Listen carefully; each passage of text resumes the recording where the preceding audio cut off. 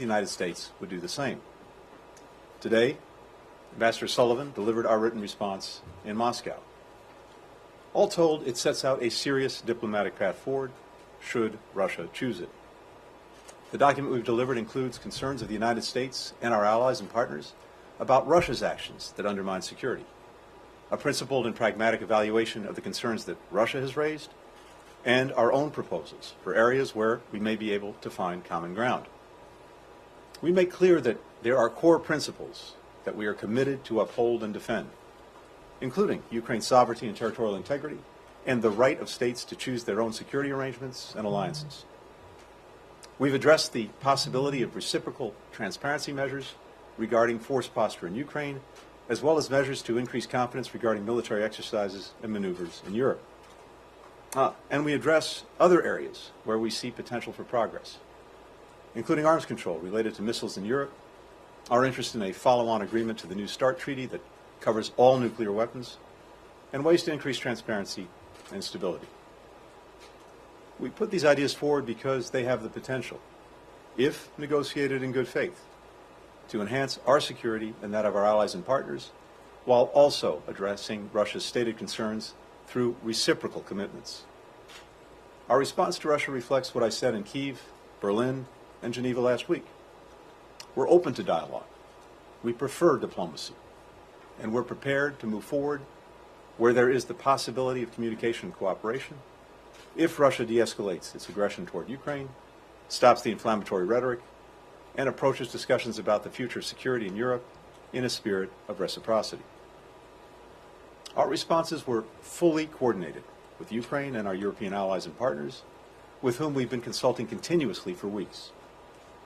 We sought their input and incorporated it into the final version delivered to Moscow. Additionally, NATO developed and will deliver to Moscow its own paper with ideas and concerns about collective security in Europe, and that paper fully reinforces ours and vice versa. There's no daylight among the United States and our allies and partners on these matters. We shared our response paper with Congress, and I'll be briefing congressional leaders on this later today and consulting with them on our approach. As you know, there's strong bipartisan interest and deep expertise on the Hill when it comes to Ukraine and Russia, and we very much appreciate having Congress as a partner as we move forward. We're not releasing the document publicly because we think that diplomacy has the best chance to succeed if we provide space for confidential talks. We hope and expect that Russia will have the same view and will take our proposal seriously. I expect to speak to Foreign Minister Lavrov in the coming days after Moscow has had a chance to read the paper and is ready to discuss next steps. There should be no doubt about our seriousness of purpose when it comes to diplomacy, and we're acting with equal focus and force to bolster Ukraine's defenses and prepare a swift, united response to further Russian aggression. 3 deliveries of U.S. defensive military assistance arrive in Kyiv this week, carrying additional Javelin missiles and other anti-armor systems, 283 tons of ammunition and non-lethal equipment essential to Ukraine's frontline defenders. More deliveries are expected in the days to come. We provided more defensive security assistance to Ukraine in the past year than in any previous year. Last week, I authorized U.S. allies, including Estonia, Latvia, and Lithuania, to provide U.S.-origin military equipment from their inventories for use by Ukraine. Also last week, we notified Congress of our intent to deliver to Ukraine the Mi-17 helicopters currently held in Defense Department inventories, 5 of them. Additionally, the Secretary of Defense announced on Monday that 8,500 U.S. service members currently stationed in Europe and the United States have been placed in heightened readiness to deploy, to ensure that we're able to support the NATO response force swiftly if it's activated by the North Atlantic Council to harden the Allies' eastern flank. Other NATO allies have also announced steps that they're prepared to take, and we expect more in the coming days. We've taken this step out of prudence. We hope those forces don't have to be activated for deployment. But if they are, we will be ready. We're also continuing to coordinate with our European allies and partners on severe economic sanctions to hold Moscow accountable for its actions. We've developed a high-impact, quick-action response that would inflict significant costs on the Russian economy and financial system. As part of our response, we're also prepared to impose export controls that will have a longer-term effect, denying Russia products that it needs to fulfill its strategic ambitions. On top of all of that, our allies and partners are also stepping up to provide assistance to Ukraine in various and mutually reinforcing ways. As we've done many times before, the alliance and individual allies are coming together to support our partners and to defend what should be inviolable principles that have helped provide unprecedented security, stability, and prosperity for decades in Europe and around the world. Finally, we're looking to support our allies and partners in dealing with the secondary negative consequences of Russia's destabilizing acts. For example, we know that Ukraine's economy and financial position is being affected by this crisis. And just as we're bolstering Ukraine's security, so too are we looking for how we can support its economy beyond the significant assistance we're already providing. Our European allies and partners are doing so as well. And that's another matter that I'll have an opportunity to discuss with Congress later this afternoon. As we're taking steps to ensure that the global energy supply isn't disrupted, that too is an important focus. Should Russia choose to weaponize its natural gas by cutting supply to Europe even more than it's already done? We're in discussions with governments and major producers around the world about surging their capacity. We're engaged in detailed conversations with our allies and partners about coordinating our response, including how best to deploy their existing energy stockpiles. All this effort is aimed at mitigating price shocks and ensuring that people in the United States, Europe, and around the world have the energy they need no matter what Russia decides to do. All told, our actions over the past week have sharpened the choice facing Russia now. We've laid out a diplomatic path. We've lined up steep consequences should Russia choose further aggression. We've stepped forward with more support for Ukraine's security and economy. And we and our allies and partners are united across the board. Now, we'll continue to press forward and prepare. It remains up to Russia to decide how to respond. We're ready either way. One final note before I take some questions. Regarding American citizens in Ukraine, as you know, earlier this week, I authorized the voluntary departure of a limited number of U.S. employees and ordered the departure of many family members of embassy personnel from Ukraine. This was a decision based on one factor only: the safety and security of our colleagues and their families. And given the continued massive buildup of Russian forces on Ukraine's borders, which has many indications of preparations for an invasion, these steps were the prudent ones to take. I want to be clear that our embassy in Kyiv will remain open, and we continue to maintain a robust presence to provide diplomatic, economic, and security support to Ukraine. The State Department has also issued an updated travel advisory due to the potential for security conditions to deteriorate rapidly and without warning if Russia invades or commits other destabilizing actions inside Ukraine. Our message now for any Americans in Ukraine is to strongly consider leaving using commercial or other privately available transportation options. These options remain readily available. And the embassy may extend loans to those who can't afford the cost of a commercial ticket. While the State Department will always seek to provide consular services wherever possible, Russian military action would severely impact our ability to perform that work. And if Russia invades, civilians, including Americans still in Ukraine, could be caught in a conflict zone between combatant forces. The U.S. government may not be in a position to aid individuals in these circumstances. This has long been the case in conflict zones around the world. So, while we don't know whether Russia will continue its aggression toward Ukraine, either way, we have a responsibility to provide this notice to Americans there. And with that, happy to take some questions.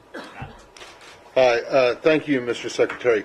I realize that you don't want to get into the specifics of what is actually in this document, and although I'm sure I and my colleagues will continue to try to get them. But can you say, more broadly, when you say that there are core principles that you're committed to and to uphold and defend, does that mean that in this document you told the Russians point blank in writing that no is the answer to their demands for a formal bar on the expansion of NATO, the permanent exclusion of Ukraine, and the the withdrawal of certain forces and equipment from Eastern Europe.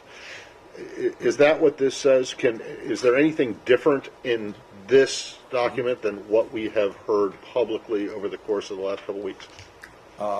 Again, without going into the specifics of the document, I can tell you that it reiterates what we said publicly for many weeks and, in a sense, for many years, that we will uphold the principle of NATO's open door, and that's, as I've said repeatedly in recent weeks, a commitment that we're bound to, and so the document, as I said, makes very clear some of the basic principles that we are standing by, committed to, and will uphold, much of which has been stated in public, including by me in recent days and weeks, and that goes to NATO's open door policy. So you would say that it is accurate to say that there are no concessions?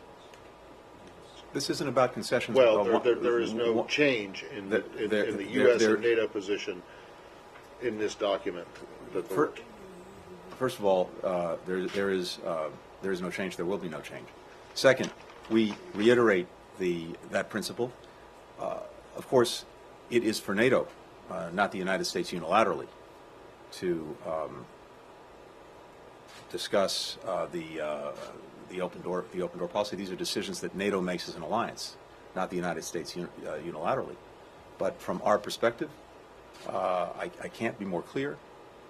NATO's door is open, remains open, and that is our commitment. Margaret?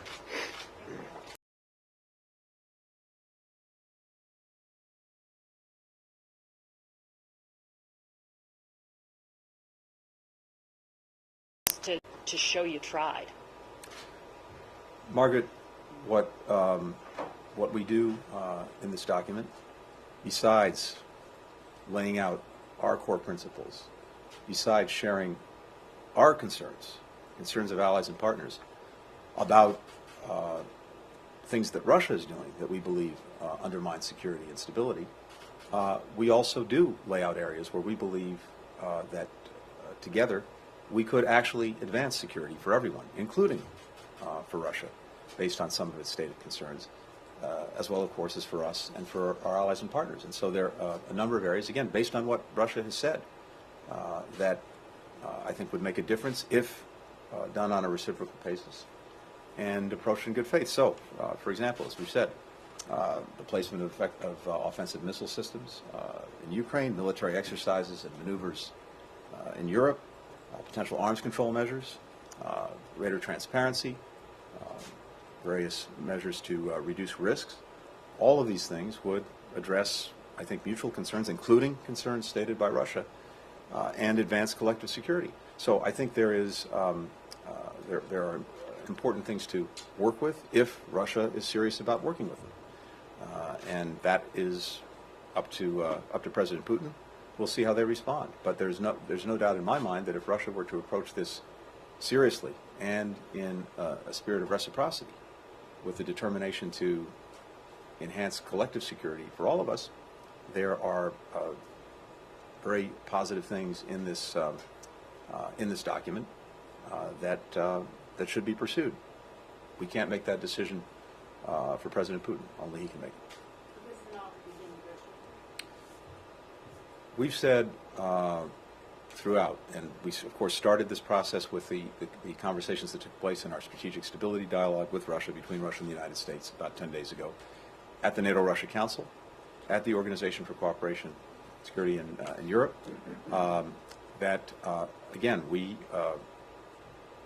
understand Russia has stated concerns about security.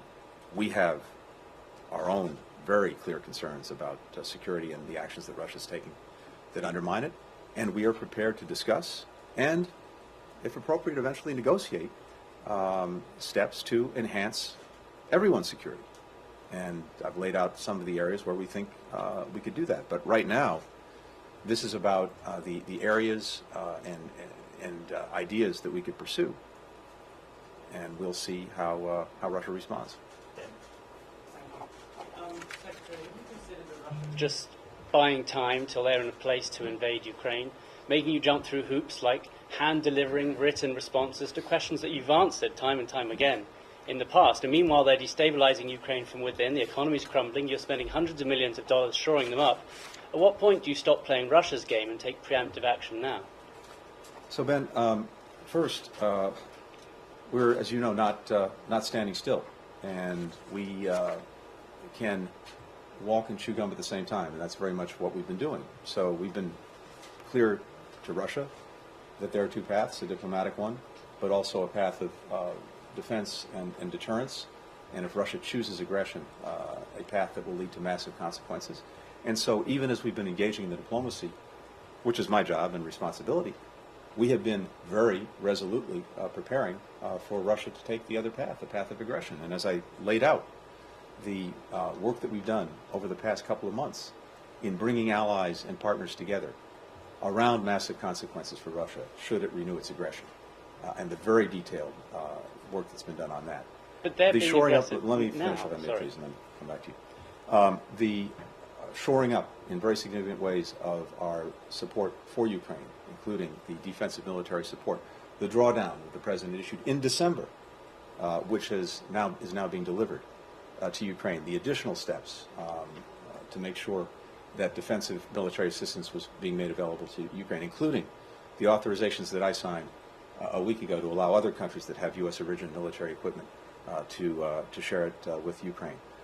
The work we're doing to bolster Ukraine's economy, the work we're doing to shore up Europe on energy if there are disruptions as a result of conflict, and of course the orders that the President gave, the Secretary of Defense gave earlier this week to make sure that we are fully prepared on a moment's notice to reinforce NATO's eastern flank in the event of renewed Russian aggression. All of those things have been happening very deliberately and effectively over the last many weeks. So these two paths and the approach that we've taken, these are mutually reinforcing. The work that we're doing on defense, on deterrence, bringing allies and partners together, I think reinforces our diplomacy. And at the same time, it's very important that we pursue the diplomacy, whether or not, you may well be right, that Russia is not serious about this at all. But we have an obligation to test that proposition, to pursue the diplomatic path, to leave no diplomatic stone unturned, because for sure, it's far preferable to resolve these differences peacefully, consistent with our principles, than it would be to have renewed aggression, renewed conflict, and everything that will follow from that. But the point is, we're prepared either way. Hello, Mr. Secretary. I just want to ask you a little bit about the unified approach with Europe. Mm-hmm. What do you make of Germany's stance, for example? They ruled out sending lethal weapons to Ukraine. They prevented Estonia from delivering arms. And today, there was news out that they're sending helmets to Ukraine. A delivery Kyiv mayor said was a joke. Would you say that you're happy or satisfied with Germany sending helmets to Ukraine instead of arms shipments?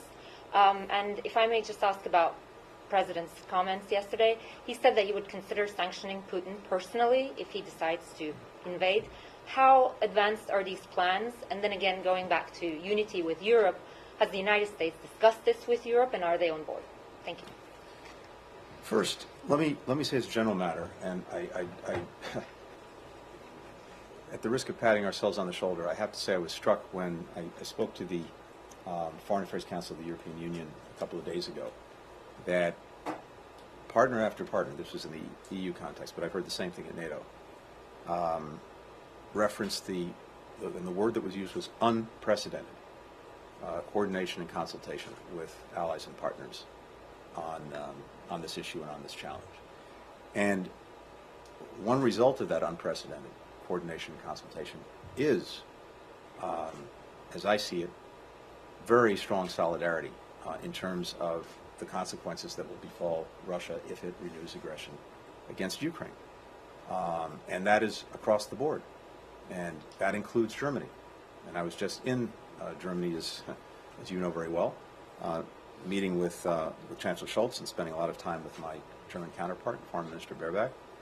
And as I've said before, I'm absolutely confident in German solidarity in being with together with us and other allies and partners in confronting renewed Russian aggression against Ukraine.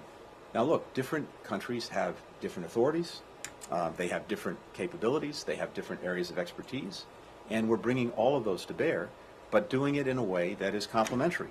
And it speaks to the shared commitment that we have to defend Ukraine's territorial integrity, its sovereignty, and its independence.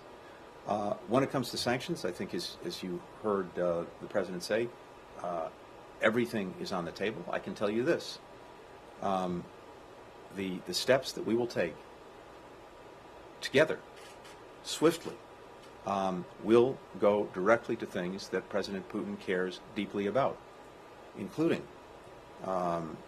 Russia's ability to engage economically and financially, including its ability to develop technology for the sectors that it cares most about, like defense, like high tech.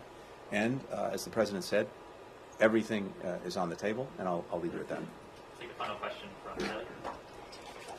Senator, I was just wondering if this document should be considered a proposal from President Biden to President Putin, and if you can also shine a little bit of light on President Biden's role in crafting this message.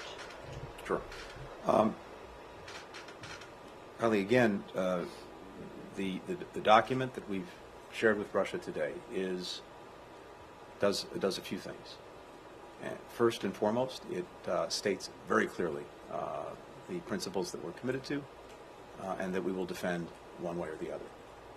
Second, it lays out our own concerns and allied concerns about actions that Russia has taken, is taking, not just with regard to Ukraine, but more broadly in the European theater, that we believe undermine security.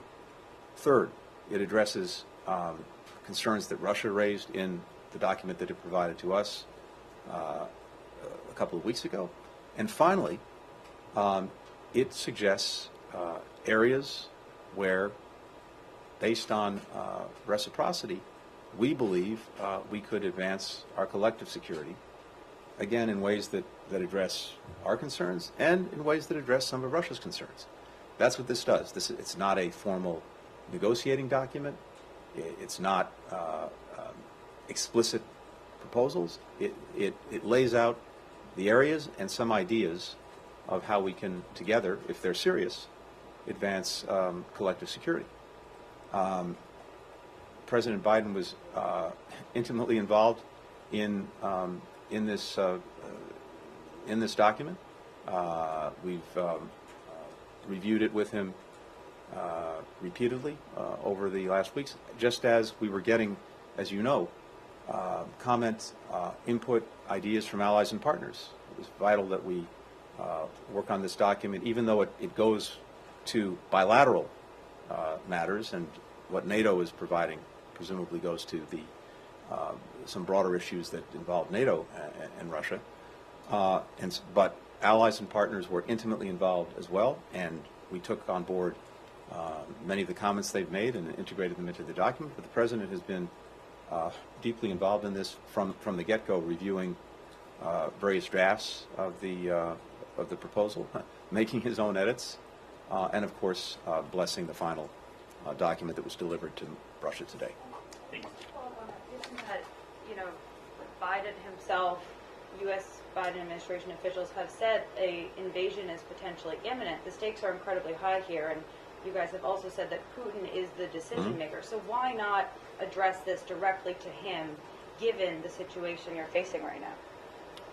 I'm not sure what you mean by address it directly to him. This is a document that was prepared on behalf of the United States by its government, being delivered to Russia and to its government, upon which President Putin presides.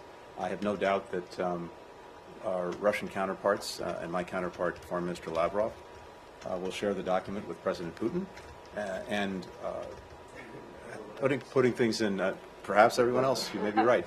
And of course, these are also complex issues, and putting things in writing is also a good way, as we do all the time across the board, is a good way to make sure we're as precise as possible, and the Russians understand our positions, our ideas as clearly as possible.